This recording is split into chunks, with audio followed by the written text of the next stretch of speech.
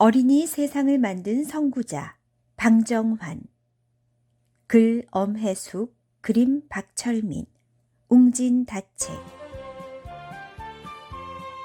가난하고 살기 어려웠던 옛날에는 많은 어린이들이 돈을 벌기 위해 고된 일을 해야 했습니다.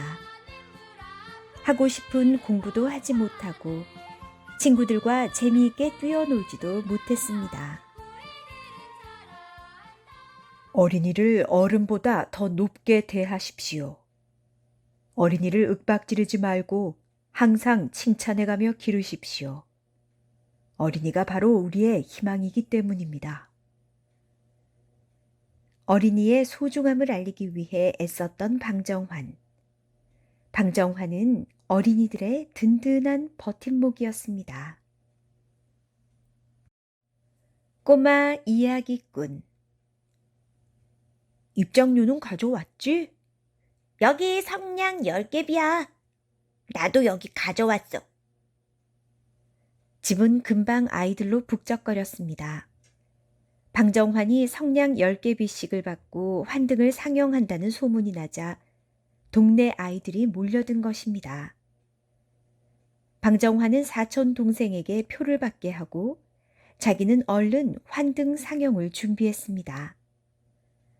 어느새 대청마루를 가득 채운 아이들은 서로 좋아하는 자리를 차지하느라 엉덩이를 밀어댔습니다. 야, 내 뒤통수 때문에 앞이 하나도 안 보이잖아. 저리 좀 비켜봐. 나도 좀 보자. 아이들은 어미새를 기다리는 아기 새처럼 고개를 빼고 환등기를 바라보았습니다. 어른들이 들려주는 옛 이야기 말고는 별다른 이야기를 듣지 못한 아이들에게 환등 상영은 꿈같이 신기한 일이 아닐 수 없었습니다. 방정환이 직접 그린 그림을 환등기에 넣자 환한 빛과 함께 벽에 그림이 비쳤습니다. 왁자지껄하던 아이들도 순식간에 조용해졌습니다. 그러자 방정환은 그림에 맞춰 변사처럼 해설을 하기 시작했습니다. 방정환이 어찌나 구수하게 이야기를 엮어대는지 아이들은 어느새 이야기 속으로 빠져들어 눈을 반짝거렸습니다. 10살밖에 안 된 아이의 말솜씨라고는 믿어지지 않는 재미있는 이야기와 나타났다 사라지고 또 나타났다가 사라지는 알록달록한 환등 그림은 아이들을 상상의 나라로 이끌었습니다. 방정환은 어떻게 이런 귀한 환등기를 갖게 되었을까요? 똘똘하고 그림 그리기를 좋아하는 방정환을 보고 양자로 삼고 싶어 하던 화가가 있었습니다. 그러나 방정환이 외아들이라 양자로 삼을 수 없게 되자 아쉬운 마음에 환등기를 한 대 선물했어요. 방정환에게 최고의 선물이 된 셈이지요. 하지만 환등을 상영하던 즐거운 나날은 그리 오래가지 못했습니다. 어느 날 아이들이 너무 많이 와서 장독대까지 올라서서 환등을 보다가 그만 장독을 깨뜨리고 말았거든요. 정환아, 환등놀이 그만두어라. 이러다가 집안 살림이 남아나질 않겠구나. 고모님의 말씀에 방정환은 환등 상영을 그만두어야 했습니다. 사실 방정환이 환등을 상영하던 곳은 방정환네 집이 아니라 고모 댁이었거든요. 방정환네는 가난하고 집이 비좁은지라 아이들이 모여들 만한 공간이 없었습니다. 그래서 방정환은 고모 댁에 가서 공부도 하고 놀기도 했던 것입니다. 본래 방정환네 집은 동네에서 큰 싸전, 쌀과 그 밖에 곡식을 파는 가게를 하는 부잣집이었어요. 커다란 기와집 2채를 터서 살 정도로 큰 부자였지요. 그런데 할아버지가 하던 사업이 실패하면서 하루아침에 빈털터리가 되고 말았습니다. 집과 세가는 모두 빚쟁이에게 넘어가고 방정환네 가족은 갑자기 거리로 나앉게 되었습니다. 방정환네는 밥그릇 몇 개와 이부자리만 가지고 사직공원 뒤에 있는 다 쓰러져가는 초가집으로 이사를 갔습니다. 이제 할아버지와 아버지는 품을 팔러 다녔습니다. 아버지는 인쇄소에 다녔는데 제때 월급을 받지 못해서 늘 허덕였지요. 그뿐 아니라 어머니의 병도 점점 심해졌습니다. 집안이 망하자 속이 상해서 난 병이었지만 약한 첩 제대로 써보지 못했기 때문입니다. 살림은 쪼들릴 대로 쪼들렸어요. 쌀이 떨어지는 날도 많았습니다. 결국 나이 어린 방정환이 친척 집으로 쌀을 꾸러 가야 했습니다. 쌀자루를 들고 하루는 이 집, 하루는 저 집에 가서 아쉬운 소리를 하는 것은 너무나 부끄럽고 힘든 일이었습니다. 좀처럼 집안 살림이 나아지지 않자 12살밖에 안 된 누나가 시집을 가야 했습니다. 입 하나라도 줄이기 위해서였습니다. 어린 누나가 시집 가는 날, 방정환은 멀어져가는 누나의 뒷모습을 바라보다 그만 엉엉 울고 말았습니다. 하지만 방정환만 이런 고생을 했던 것은 아닙니다. 그 무렵 같은 동네에 사는 아이들은 대개 방정환과 비슷한 처지였습니다. 배를 곪고 쌀을 꾸러 다니는 일은 허다했지요. 또 비가 오나 눈이 오나 집에서 멀리 떨어진 우물에 가서 물을 길어와야 했습니다. 학교에 다니지 못하고 일을 하는 아이들도 많았습니다. 그러면서도 늘 어른들에게 꾸중을 듣고 욕을 먹곤 했지요. 공부를 썩 잘했던 방정환도 상급 학교에 진학하지 못했습니다. 아버지는 외아들을 상급 학교에 보내지 못하는 게 안타까웠습니다. 그러나 방정환은 슬픈 기색 하나 없이 이렇게 말했습니다. 아버지, 걱정 마세요. 저는 혼자서도 얼마든지 공부할 수 있으니까요. 민족의 현실에 눈뜨고 방정환은 한동안 집안일을 돕다가 설린 상업학교에 들어갔습니다. 집안의 가업을 이어받아 장사하기를 바라는 아버지 때문이었지요. 하지만 2학년을 채 마치지도 못하고 학교를 그만두고 말았습니다. 학비를 대기가 힘겨웠기 때문입니다. 게다가 방정환은 상업 공부보다 문학에 관심이 더 많았습니다. 없는 형편에 별로 관심도 없는 상업을 배우느니 차라리 취직을 하여 기울어가는 살림을 돕는 것이 낫겠다고 생각했지요. 소년 방정환은 조선 총독부의 토지 조사국에 사자생으로 취직을 했습니다. 사자생이란 문서나 서류를 만들 때 글자를 베껴 쓰는 일을 하는 사람입니다. 온종일 글씨를 써도 월급은 겨우 5원이었습니다. 쌀 한 가마도 살 수 없는 돈이었지요. 지치고 힘든 나날이었지만 방정환에게는 새로운 즐거움이 싹트고 있었습니다. 든든한 친구 류광렬을 만났기 때문입니다. 가난한 소년들이었지만 두 사람은 이상이 높고 포부가 대단했습니다. 방값 때문에 몇십 명이 함께 지내는 복롯방, 노동자들을 아주 싼 값에 재워주는 공동 숙소에서 함께 잠을 자고 밥 대신 호떡을 사서 먹으면서도 두 사람은 열심히 책을 읽었습니다. 그리고 나라와 자신들의 앞날에 대해 토론을 하곤 했지요. 비록 지금은 형편이 어려워 우리가 외놈 밑에서 일하지만 언젠가는 우리나라를 위해 보람 있는 일을 해보자. 그래, 우리나라도 머지않아 광복을 할 거야. 가진 것 하나 없는 두 소년에게 꿈과 이상은 두둑한 재산이었습니다. 그즈음 방정환은 천도교의 가르침에 새롭게 눈을 뜨고 있었습니다. 사실 어릴 때부터 독실한 천도교 신자인 아버지를 따라 천도교 예배당에 다니긴 했습니다.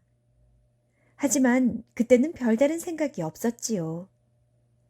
그런데 생각이 커지고 세상을 보는 눈이 넓어지면서 천도교의 가르침을 하나하나 깨치기 시작했습니다. 천도교에서는 사람이 하늘이다 라고 가르쳤습니다. 신분이 높든 낮든, 남자든 여자든, 어른이든 아이든 모두 똑같이 귀한 사람이라고 했지요. 방정환은 천도교에 이런 생각이 좀 더 나은 세상을 만들 것이라는 희망을 품었습니다. 방정환은 천도교의 가르침을 널리 알리고 실천하는 데에 누구보다 열심이었습니다. 천도교의 어른들은 이런 방정환을 눈여겨 보았습니다. 그러다 천도교의 최고 지도자 손병희 선생의 눈에 띄어 사위가 되었습니다. 방정환은 손병희 선생의 뜻에 따라 보성 전문학교에 들어가 다시 공부도 시작할 수 있었습니다. 방정환의 꿈과 이상은 더욱 커져갔습니다. 방정환이 21살이 된 1919년 3.1 운동이 일어났습니다. 온 민족이 거리로 나와 일본의 지배에 맞서 우리나라의 독립을 외치며 만세를 불렀습니다. 그리고 독립선언서를 발표하여 우리나라가 독립국임을 전 세계에 알렸습니다. 그러자 일본은 눈에 불을 켜고 독립운동을 하는 사람들을 잡아들였습니다. 방정환이 다니던 보성 전문학교의 교장 윤익선도 독립신문의 사장이라는 이유로 일본 경찰에 체포되었습니다. 독립신문에 우리나라의 독립선언에 대한 기사를 실었기 때문입니다. 그러자 방정환이 대신 책임자가 되어 비밀리에 독립신문을 계속 발행하기로 했습니다. 일본의 감시가 너무 심해 독립운동에 대한 정보를 얻기가 쉽지 않았습니다. 그래도 외국 선교사들에게서 나라 밖의 소식을 얻어오고 여러 학생들이 발품을 팔아 나라 안의 소식을 모았습니다. 이렇게 온갖 고생 끝에 다시 독립신문을 낸 지 석 달이 지났습니다. 그러던 어느 날 방정환의 집에 갑자기 형사들이 들이닥쳤습니다. 다 알고 왔다. 신문 만드는 등사기 어디 뒀나? 등사기라니 무슨 말씀이오? 듣도 보도 못했소. 형사들은 방정환을 경찰서로 끌고 가 모질게 고문했습니다. 하지만 방정환은 모른다는 말만 되풀이했습니다. 형사들이 들이닥치기 전에 등사기와 인쇄된 신문을 우물 속에 집어넣고는 시치미를 딱 뗀 것이지요. 증거물도 없고 방정환이 자백도 하지 않자 경찰은 일주일 만에 방정환을 풀어줄 수밖에 없었습니다. 동화집 사랑의 선물. 방정환이 경찰서에서 풀려나긴 했지만 일본 경찰은 방정환의 일거수일투족을 감시했습니다. 하지만 그보다 방정환을 더욱 괴롭힌 것은 우리 조국의 현실이었어요. 3.1 운동 때 수많은 사람들이 나라의 독립을 위해 온몸을 던졌지만 그 뜻을 이루지 못했기 때문입니다. 아, 힘이 없으면 좋은 뜻이 있어도 이루기가 힘들구나. 그래, 힘을 기르자. 우리나라가 독립할 방법이 무엇인지 찾아보자. 방정환은 일본행 배에 몸을 실었습니다. 일본은 우리나라보다 감시가 덜할 뿐만 아니라 서양 문물이 많이 들어와 있었거든요. 도쿄에 도착한 방정환은 학교 근처에 하숙집을 잡고 도요 대학에 다니며 아동 문화와 아동 예술에 대한 강의를 듣기 시작했습니다. 그 무렵 도쿄는 아주 활기찬 분위기였습니다. 1850년대 이후 일본에서는 서양을 배우자는 생각이 널리 퍼져 서양의 다양한 책들을 들여왔습니다. 이 가운데 무엇보다 방정환의 눈길을 끈 것은 책방에 가득한 어린이 책이었습니다. 안데르센 동화집, 그림 동화집, 오스카 와일드 동화집, 아라비안 나이트 등 유명한 동화가 서점에 질비했습니다. 일본의 작가들은 이런 작품들의 영향을 받아 직접 동화를 쓰기도 했습니다. 또 옛 이야기를 아이들에게 맞게 새로 쓴 책들도 많이 펴냈습니다. 그뿐만이 아니었습니다. 1918년 일본에서는 빨간 새라는 어린이 잡지가 만들어졌습니다. 이것은 일본의 대표적인 작가와 화가들이 참여해서 만든 잡지였지요. 좋은 글과 훌륭한 그림을 담은 잡지가 아이들의 눈과 귀, 머리와 마음을 즐겁게 했습니다. 부모의 손을 잡고 책을 고르는 일본 아이들의 모습을 보며 방정환은 마음 한구석이 찡해 오는 것을 느꼈습니다. 아, 일본의 아이들은 이런 책과 잡지를 읽고 자라는구나. 그런데 우리 조선의 아이들은 너무 메마른 환경에서 자라고 있어. 좋은 책은커녕 마음껏 배우지도 놀지도 못하는 조선의 아이들이 방정환의 머릿속에 떠올랐습니다. 방정환은 조선의 미래가 아이들에게 달렸다고 생각했습니다. 아이들의 생각이 곧고 바르면 훗날 아이들이 어른이 되어 더 좋은 세상을 만들 수 있을 테니까요. 방정환은 아이들을 위한 소년 운동, 즉 아이들을 소중한 사람으로 대하며 참되게 키우는 운동을 해야겠다고 결심했습니다. 방정환은 이런 생각으로 누구보다 바쁜 도쿄 생활을 해나갔습니다. 몸은 도쿄에 있었지만 마음은 늘 조선에 있었습니다. 그래서 틈틈이 짬을 내어 경성에 오곤 했습니다. 소년 운동의 기반을 차근차근 닦아나가기 위해서였습니다. 1921년 여름, 방정환은 천도교 소년회를 만들었습니다. 그리고 이런 표도 만들었습니다. 씩씩하고 참된 소년이 됩시다. 그리고 늘 서로 사랑하며 도와갑시다. 방정환은 전국을 돌며 이 표에 담긴 생각을 널리 알렸습니다. 방정환은 아이들이 이 표어처럼 자라나기를 바랐습니다. 그래서 우리나라를 더 살기 좋은 세상으로 일으켜 세우리라 믿었습니다. 어린이라는 말을 자주 쓰기 시작한 것도 바로 이 무렵입니다. 그때 우리나라에서는 어린 아이를 어른과 같은 한 사람으로 보지 않았습니다. 그래서 늙은이, 젊은이라는 말은 있어도 어린이라는 말은 없었습니다. 방정환은 어린아이도 하나의 인격으로 존중하자는 마음을 담아 어린이라는 말을 많이 썼습니다. 천도교 소년회를 조직하랴, 전국으로 강연을 다니랴, 바쁜 중에도 방정환은 또 하나의 일을 계획하고 있었습니다. 조선의 어린이들에게 힘을 주고 꿈을 줄 이야기들을 모아 책으로 만들겠다는 것이었지요. 방정환은 도쿄 하숙방에 틀어박혀 시간 가는 줄도 모르고 이야기를 썼습니다.